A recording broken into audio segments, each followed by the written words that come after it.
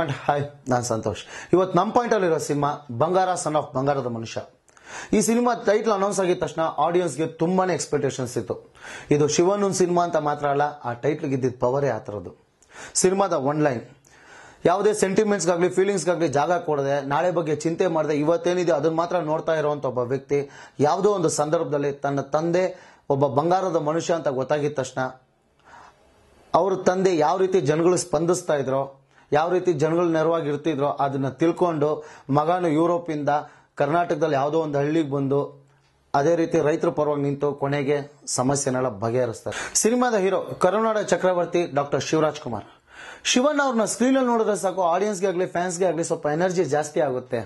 ಯಾಕಂದ್ರೆ ಅಷ್ಟೇ ಎನರ್ಜೆಟಿಕ್ ಆಗಿ ಒಂದೊಳ್ಳೆ ಮೆಚೂರ್ಡ್ ಪರ್ಫಾರ್ಮೆನ್ಸ್ ಕೊಟ್ಟಿದ್ದಾರೆ. ಇಂಥ ಸೋಷಿಯಲ್ ಅವೇರ್ನೆಸ್ ಸಿನಿಮಾಗಳು ಮಾಡೋದ್ರಿಂದ ಈ ಸಿನಿಮಾದಲ್ಲಿ ಮಾತ್ರ ಅಲ್ಲ, ರೈತರಿಗೂ ಬಂಗಾರ ಅಂತ ಅನ್ನಿಸ್ಕೋತಾರೆ. ಇನ್ನು ಸಿನಿಮಾದ ಹೀರೋಯಿನ್ ವಿದ್ಯಾ ಪ್ರದೀಪ್. ತಮಿಳು ಹಾಗೂ ಮಲಯಾಳಂಗಳಲ್ಲಿ ತುಂಬಾ ಸಿನಿಮಾ ಮಾಡಿರೋ, ಕನ್ನಡದಲ್ಲಿ ಇದು ಇವರ ಮೊದಲನೇ ಸಿನಿಮಾ. ಶಿವಣ್ಣನ ಪರ್ಫಾರ್ಮೆನ್ಸ್ ಮುಂದೆ ಇವ್ರ ಪರ್ಫಾರ್ಮೆನ್ಸ್ ಸ್ವಲ್ಪ ವೀಕ್ ಅಂತಾನೆ ಅನ್ಸುತ್ತೆ. ಚಿಕ್ಕನ ಹಾಗೂ ಸಾಧು ಕೋಕಿಲ ರೊಟೀನ್ ಅಂತ ಅನ್ಸಿದ್ರು ಆಡಿಯನ್ಸ್ ಎಂಜಾಯ್ ಮಾಡ್ತಾರೆ. ಹಾಗೆ ಸಪೋರ್ಟಿಂಗ್ ಕ್ಯಾರೆಕ್ಟರ್ ಬಂದೋಗಂತ ಶ್ರೀನಿವಾಸ್ ಮೂರ್ತಿ, ಶಿವರಾಮ್, ಹೊನವಳ್ಳಿ ಕೃಷ್ಣ, ಶರತ್ ಲೋಹಿತ್, ಅಶ್ವ ಶ್ರೀನಾಥ್ ಇವರೆಲ್ಲ ಸಿನಿಮಾಗೆ ಏನ್ ಬೇಕಾಯ್ತು ಆ ಪರ್ಫಾರ್ಮೆನ್ಸ್ ಮಾಡೋಗಿದ್ದಾರೆ. Editor Deepu S Kumar. ಕೆಲವು ಕಡೆ ಸ್ವಲ್ಪ ಶಾರ್ಟ್ ಕಟ್ ಮಾಡಿರೋ ಸಿನಿಮಾ ಇನ್ನೊಂದು ಸ್ವಲ್ಪ ಸ್ಪೀಡ್ ಅನ್ಸಿರೋದು. ಈಗ ಡೈರೆಕ್ಟರ್ ಯೋಗಿ ಜಿ ರಾಜ್.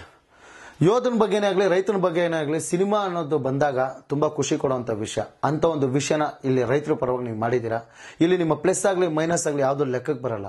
ಇನ್ನು ಮುಂದೆ ನಿಮ್ಮ ಟೀಮ್ ಇಂದ ಇನ್ನೂ ಒಳ್ಳೊಳ್ಳೆ ಸಿನಿಮಾಗಳು ಬರಲಿ ಅನ್ನೋದೇ ನಮ್ಮ ಕಟನ್ ರೇಟ್ ಆರೈಕೆ.